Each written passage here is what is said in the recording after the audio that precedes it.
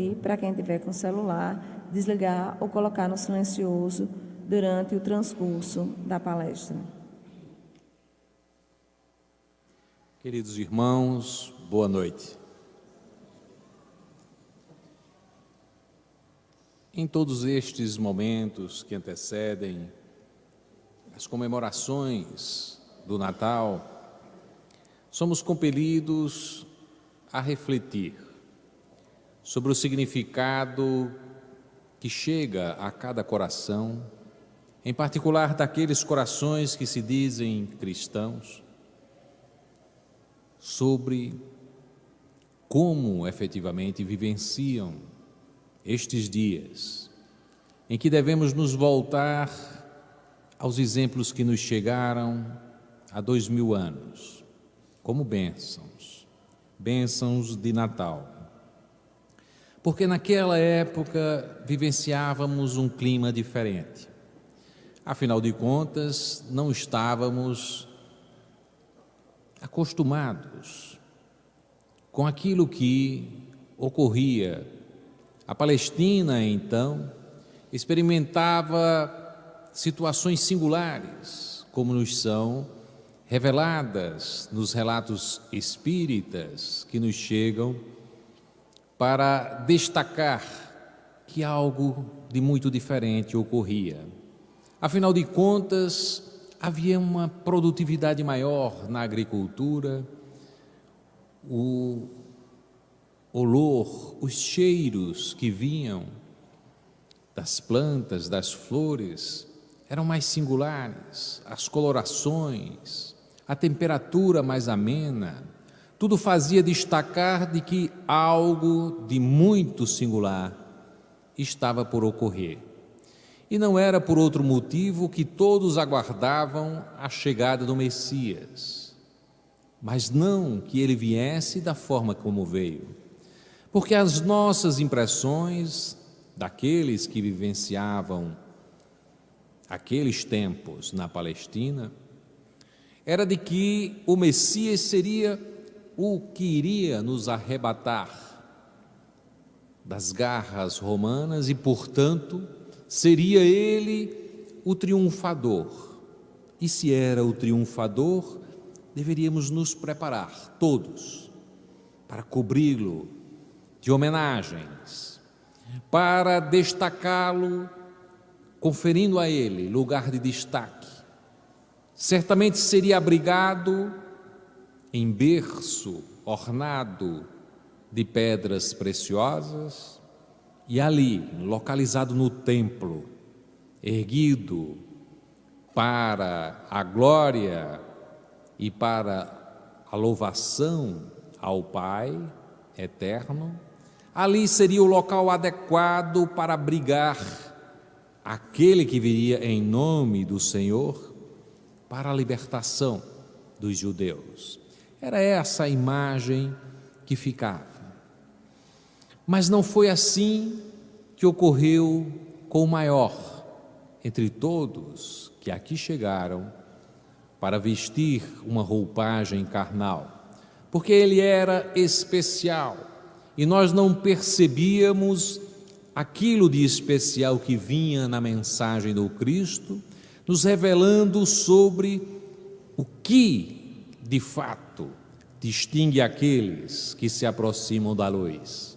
Porque estávamos acostumados a perceber como vitoriosos os guerreiros, os conquistadores, e imaginávamos que o Messias haveria de ser mais um conquistador, mais um guerreiro, mais um conquistador de terras, de posses, um libertador do povo judeu. Mas nos relatos extraordinários recolhidos por Lucas junto a Maria, e que possibilitou que ele escrevesse esta passagem extraordinária do anúncio e do nascimento do Cristo, sob a ótica de Maria, nós temos a consideração de um evento transcendental, de simplicidade, de pureza e de absoluta modificação no sentido como nós compreendemos os vitoriosos, os vencedores, aqueles que devem ser louvados como os que possibilitaram um novo rumo de entendimento para a sociedade. E Jesus foi indiscutivelmente o maior entre todos, porque a sua chegada, e desde a sua chegada a sua vida, os exemplos que nos legou, mais do que a consideração de milagres, de curas, mas os exemplos morais que nos legou, resistem ao tempo e se configuram como desafios para que hoje possamos, olhando o seu Evangelho, buscar a inspiração para buscar cada um de nós em seus afazeres, em suas atividades, na forma como nos relacionamos com os nossos semelhantes, buscar, vivenciar estes valores evangélicos para nos encaminharmos também para a luz que Ele, afinal de contas, veio nos anunciar.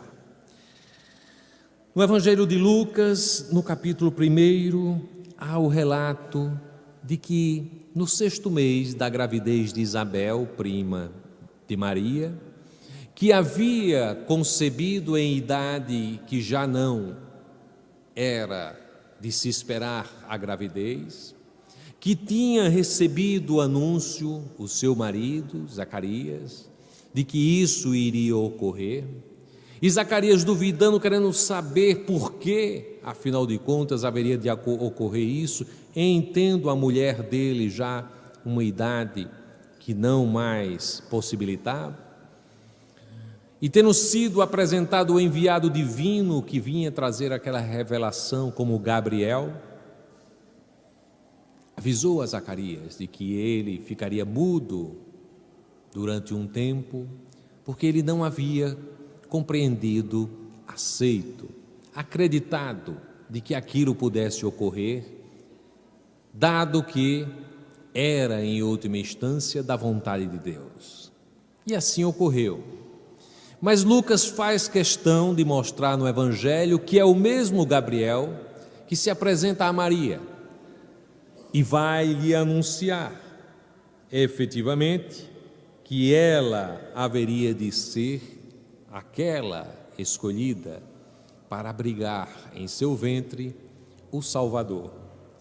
É interessante porque nos avisa que no 6º mês foi enviado da parte de Deus o anjo Gabriel para uma cidade na Galileia, Nazaré.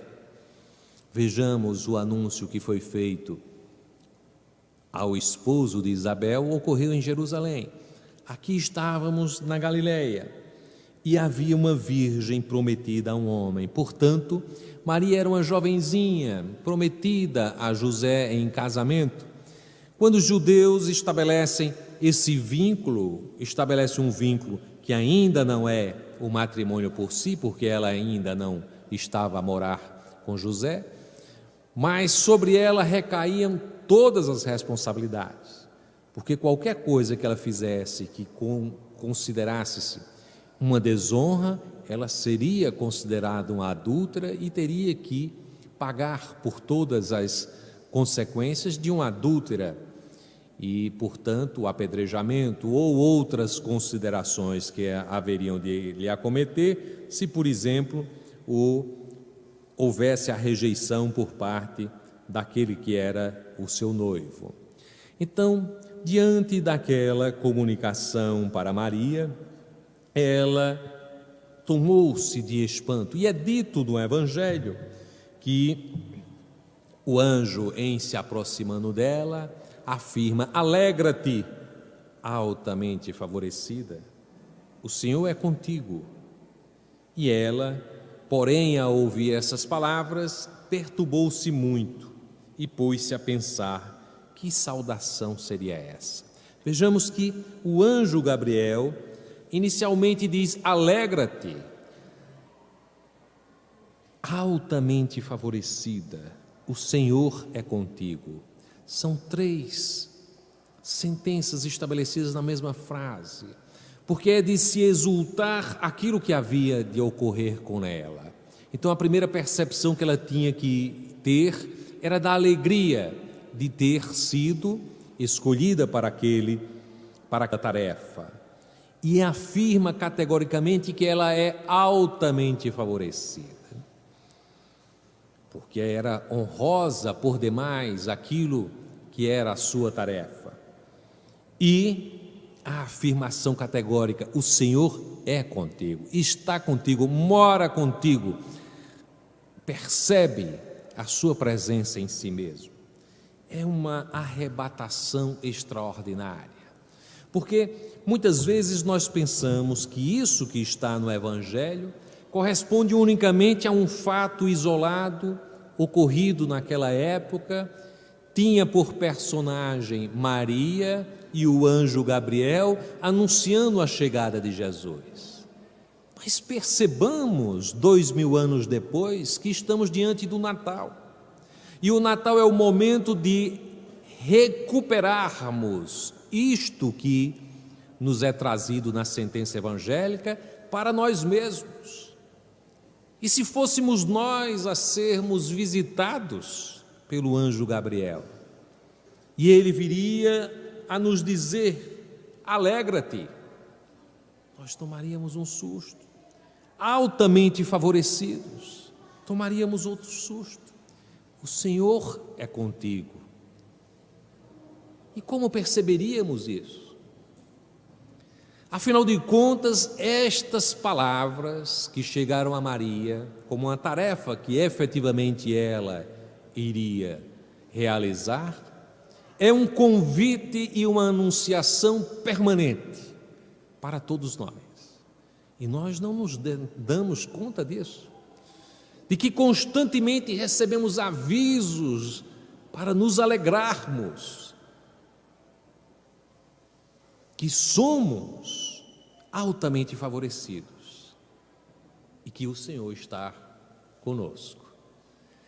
São 3 frases que podem ser ditas a qualquer um de nós, mas nós consideramos que isto está remetido a um fato histórico e nos desprendemos do significado profundo daquilo que foi dito a Maria e que, na passagem dos séculos, nos serve a cada um de nós.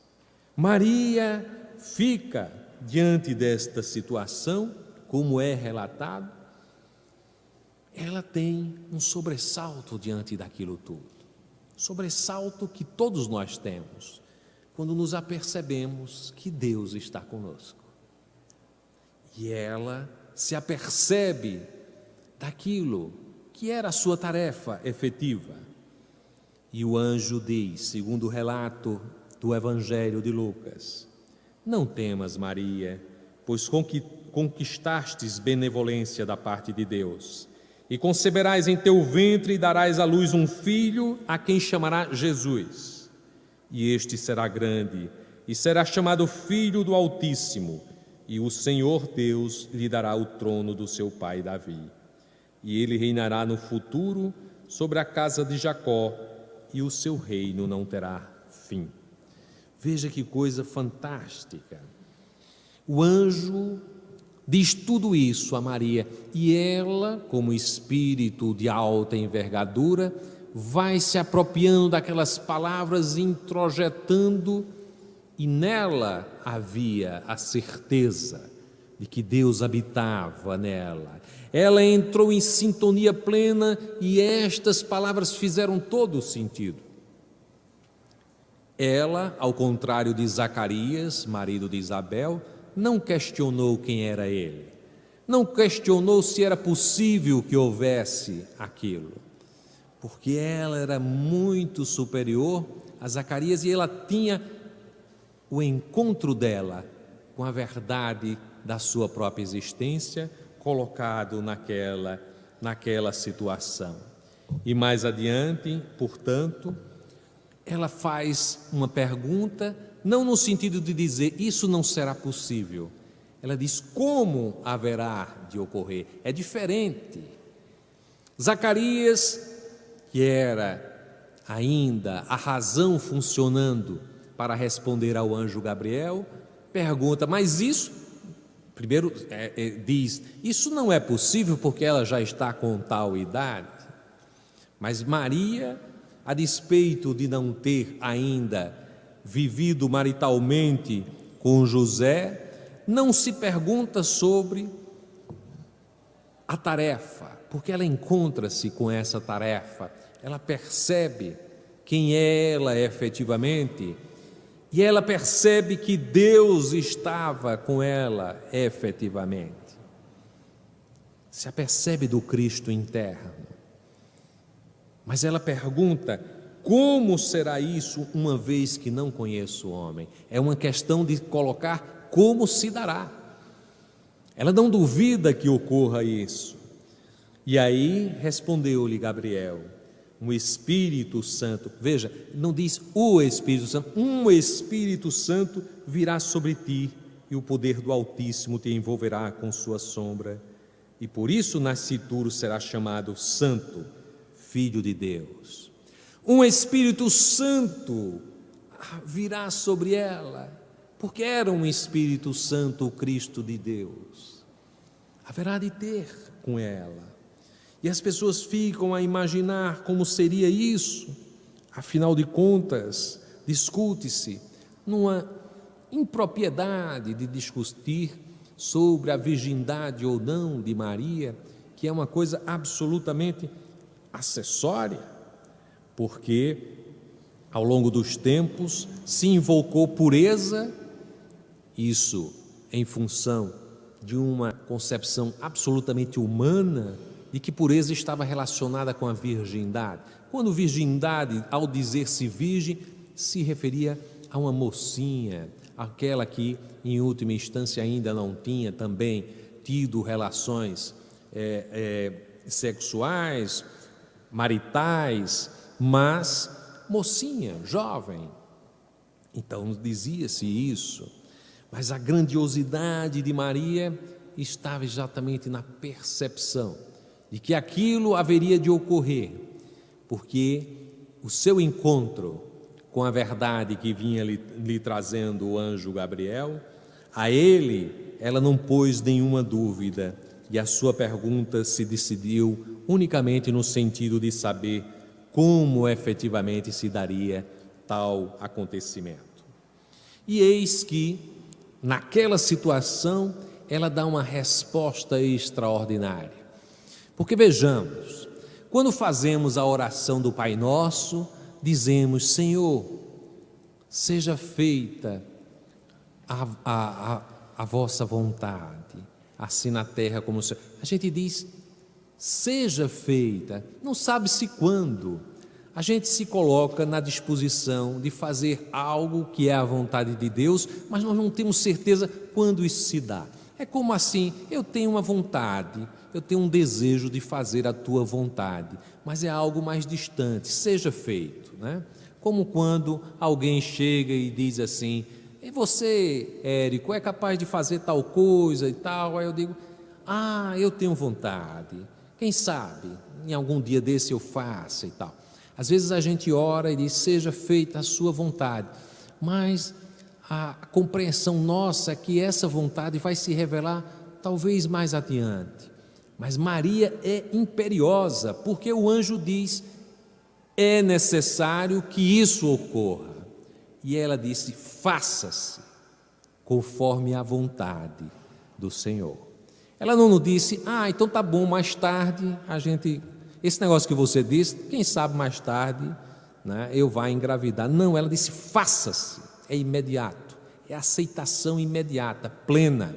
Ela sabia que ali era o momento de haver a concepção, não era depois de amanhã, era ali naquele instante. E não haveria tempo para as núpcias, para os casamentos, para nada, teria que ser feita imediatamente.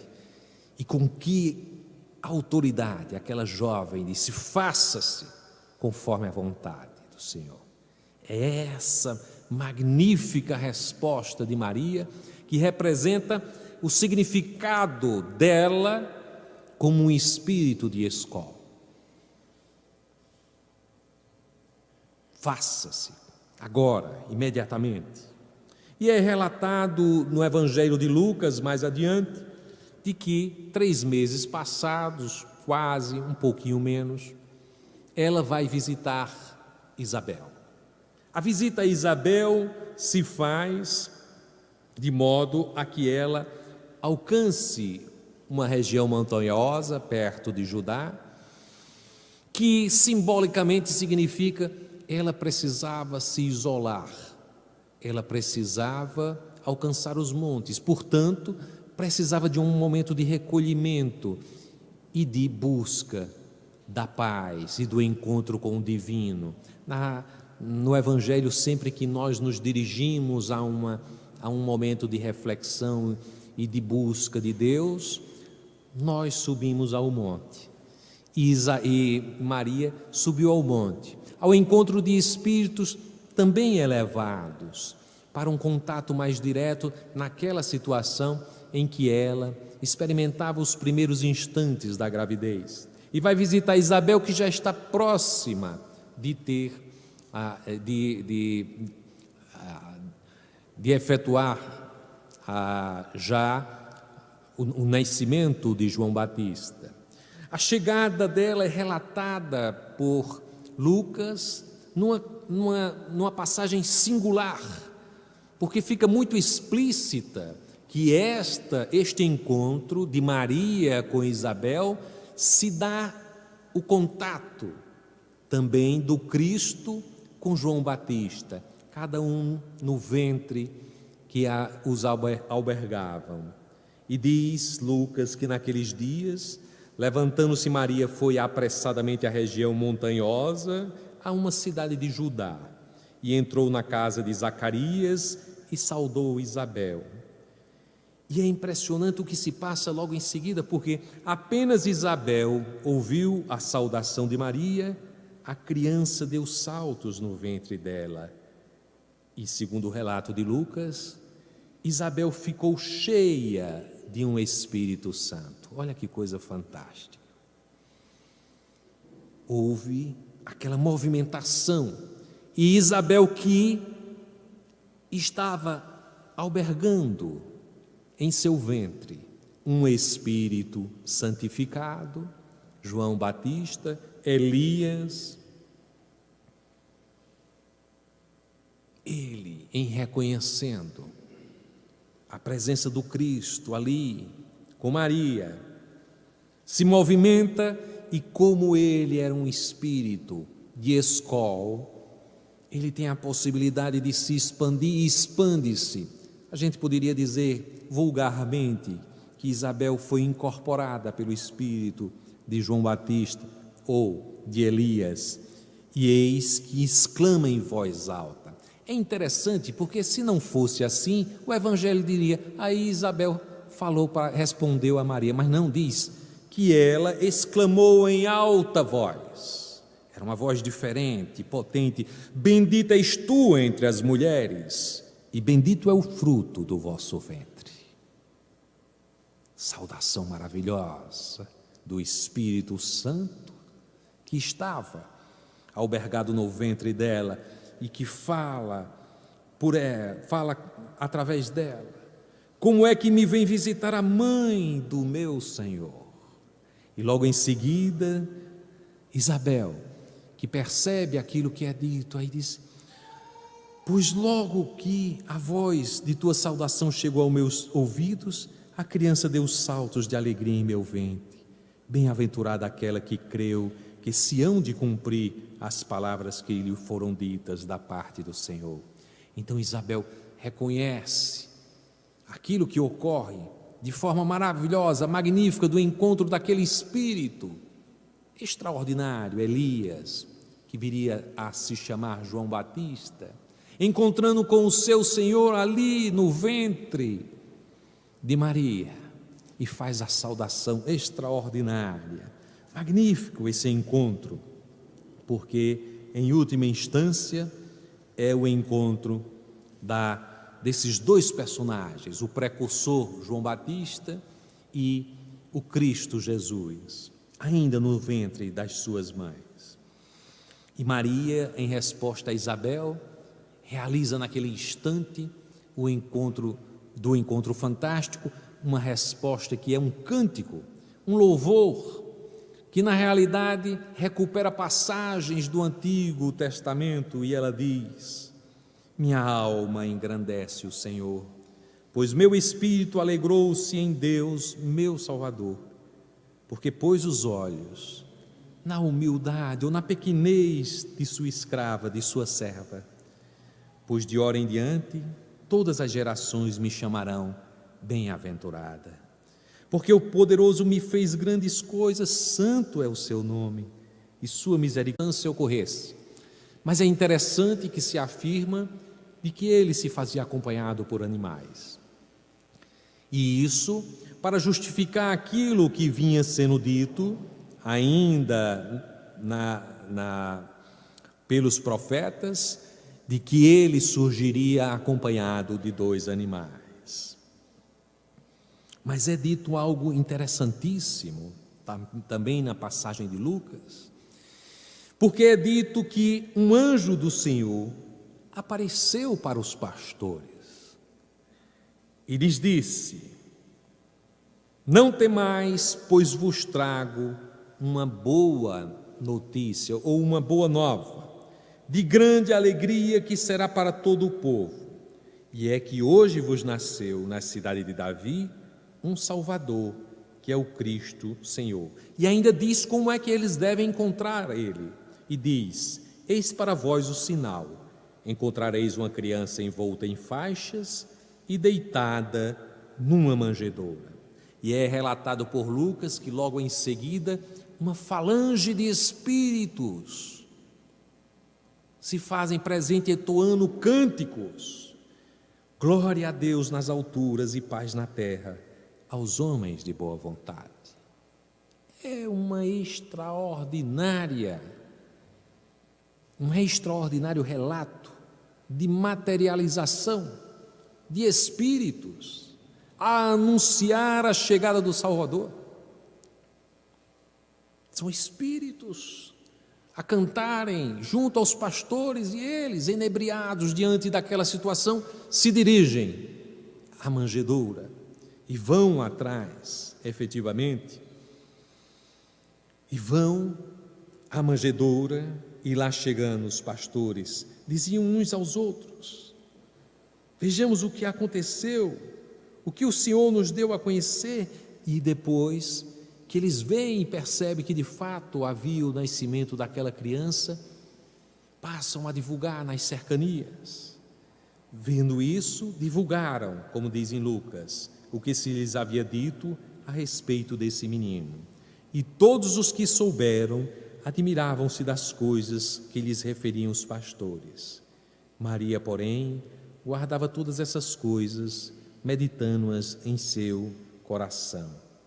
Que coisa maravilhosa essa passagem do Evangelho, porque como nós poderíamos, a cada Natal, se não pudermos fazê-lo a cada dia, imaginar essa cena extraordinária acontecendo em nossa casa, em nosso coração, esse encontro pleno com Cristo, essa anunciação extraordinária, vindo dizer: eu venho vos trazer a boa nova. E que nós tivéssemos essa capacidade de reconhecer essa mensagem e visitássemos Jesus no seu nascedouro, numa manjedoura toda especial que construíssemos em nossos corações, e pudéssemos, vendo isto, tendo a clareza de que o Cristo nasceu em nós, pudéssemos dizer: glória ao Pai sobre todas as coisas, paz na terra aos homens de boa vontade, reconhecendo sempre que o Cristo nos convoca a uma festa, como Ele foi festa entre nós, não uma festa qualquer. Estamos tão acostumados à reunião dos comes e bebes, mas uma festa que ocorreu há 2000 anos, foi aquela que trouxe a claridade das revelações divinas. E se pudéssemos fazer neste Natal também claridade no entorno de nossas casas, junto aos nossos familiares, aos amigos e aos que não são nossos amigos ainda, e pudéssemos nos dedicar, como diz Joana de Ângeles, ao nos solicitar, compreender o Natal da forma como ela nos pede. Volta-te por Jesus, através dos homens que ainda não o encontraram, e leva a eles a festa insuperável do Natal permanente. Esperávamos outro, esperávamos o guerreiro, esperávamos o príncipe, e ele nos chegou simples e humilde. E se pudéssemos dizer, aqueles que, sofrendo na materialidade, não vislumbram a claridade sublime da vida espiritual, e se pudéssemos levar essa claridade, que presente estaríamos oferecendo àquele menino? Nada de pedras preciosas, nada, mantos do príncipe. Estaríamos levando aquilo que ele nos pede. Numa passagem de Humberto de Campos, ele nos fala sobre um personagem, Emiliano Jardim, que era alguém de muita boa vontade, de boas intenções, mas infelizmente muito preso à matéria, materialista. Até que em um momento ele passa por um grande sofrimento com a perda de um dos seus filhos. A morte de um dos seus filhos, e aquilo lhe causou um forte impacto. Até um instante que um padre, ele se lhe aproxima, ele lhe oferece um evangelho. E aquilo transforma a vida dele, porque ele se dedica plenamente. Ele diz: como até agora eu não pude observar a claridade destas coisas? Mas como ele era muito voluntarioso, ele se ergueu para ser aquele católico por excelência, desprezando todas as outras correntes e se colocando contra mesmo aqueles que fossem protestantes, aqueles que fossem espíritas. E agia com tanta vinculação àquela causa que ele abraçou, buscando Jesus nos rituais, na exterioridade, nos templos, nos padres, até um momento em que aquilo já não dá a ele a condição de se sentir vinculado a Jesus. E ele abraça agora o protestantismo e se volta contra os antigos amigos, esquecendo-se de que, num momento de grande angústia, o catolicismo lhe serviu muito a alma. E até um momento em que ele também se desencanta com o protestantismo e vai à casa espírita, e também ali se manifesta com todo vigor contra os protestantes e contra os católicos. E se vincula muito ao fenômeno. Houve uma mensagem, e imagina que aquela mensagem oferece resposta às suas vidas, à sua vida. Mas a dor vem lhe visitar novamente. É a genitora que sofre padecimentos de doenças graves, até que culmina com a sua desencarnação. Logo em seguida, a sua esposa. Os outros 2 filhos que ele tinha criado com tanto carinho se revoltam contra ele, e ele se vê sozinho. E naquele ambiente sozinho, ele começa o caminho de retorno, a descrença em tudo, o abandono das suas tarefas, das suas atividades. E chega mesmo numa véspera de Natal, em que ele se direciona para uma praia e está disposto a suicidar-se. Mas naquele momento ali, nas brandices daquele mar, daquele céu estrelado, havia algo que o convidava há uma reflexão diferente e ele começa a pensar em Jesus. Ele começa a pensar em Jesus e no significado daquela mensagem poderosa que curou a tantos, que trouxe a emoção, a singeleza, o amor, o perdão para tantos corações. E aquilo o fez recuar até que um momento ele percebe alguém a lhe falar aos ouvidos: Emiliano, há quanto tempo eu te aguardo, que tu me busques no teu íntimo, no teu coração. Estava eu aqui a te esperar. Agora, meu amigo, me ajuda, porque eu ainda não cumpri com todas as minhas, com todo o meu projeto para a terra, e preciso dos auxiliares, que vai levar o irmão em desacerto, aqueles que têm dores maiores que a tua, aqueles que precisam da iluminação, do conhecimento da palavra. Ah, Emiliano, quanto eu te aguardei, que tu viesse me buscar onde eu estou sempre a te esperar, de braços abertos, no teu íntimo, não no outro, não no templo, não nas coisas exteriores. E ali ele se apercebeu e começou a endereçar os pensamentos poderosos de perdão, de entendimento a tantos que ele tinha ofendido e agredido, que eram seus irmãos, os católicos, os protestantes, os espíritas, de todos os instantes, os que eram materialistas como ele, e ele reconheceu isso e deu graças a Deus e modificou a paisagem de sua vida, porque naquele instante o Natal se fez para ele na forma verdadeira que o Natal tem que ser para cada um de nós: trazer Cristo para próximo de nós mesmos e nos movermos e nos orientarmos e agirmos conforme o que o Cristo nos orienta. Dentro de nós Ele nos aguarda.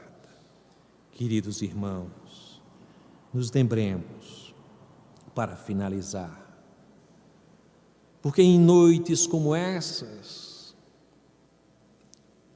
devemos recordar: muitos que nos cercam estão na embriaguez, nas viciações, no desespero, no debate com as suas vaidades e com as suas aspirações materiais.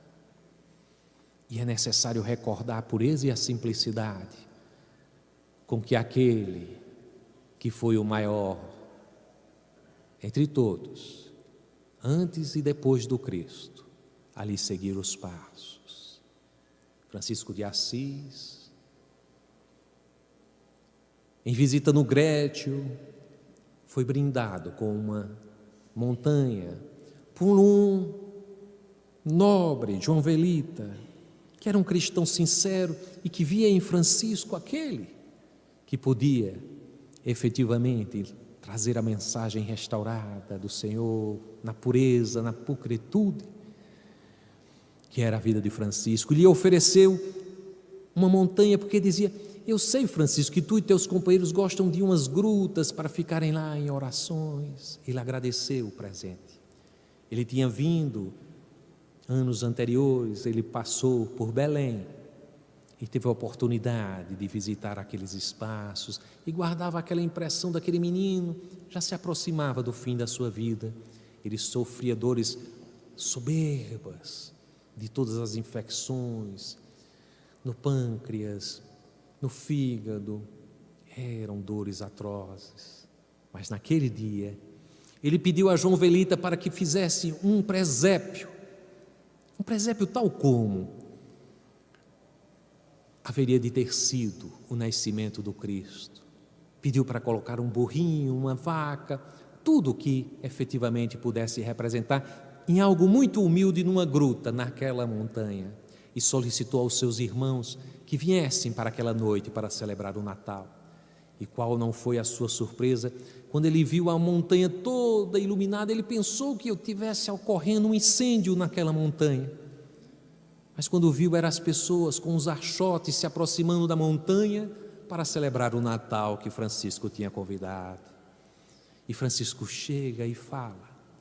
E dizem os relatos franciscanos que ele, em falando ao Cristo, de repente entrou num êxtase e se aproximou daquela manjedoura e trazia como que um menino nos seus braços e fazia gracejos com aquela criança imaginária para os outros. Mas João Velita, que parecia ser médium pelos relatos que tem nos contos franciscanos, afirma que Francisco trazia nos braços o menino Jesus. E ele dizia: graças ao Senhor, graças, Senhor, quanta beleza, quanta bondade. Ó Senhor, quanto precisamos de Ti. Que nós possamos, nesse Natal, nos lembrarmos do pobrezinho de Assis. E mais do que as festividades, mais do que os presentes, possamos olhar essa manjedoura que carregamos nos nossos corações e com toda a singeleza de Francisco dizermos: ó Senhor, quanta beleza, quanta bondade.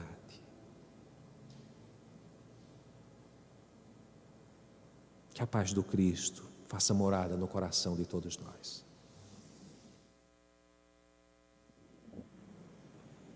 Vamos aos nossos avisos. Próxima quarta, a palestra será com o nosso amigo José Otávio, com o tema Ciência e Sentimento. Próximo sábado, a palestra será com a nossa amiga Denise, com o tema Dias Venturosos. Nós lembramos a todos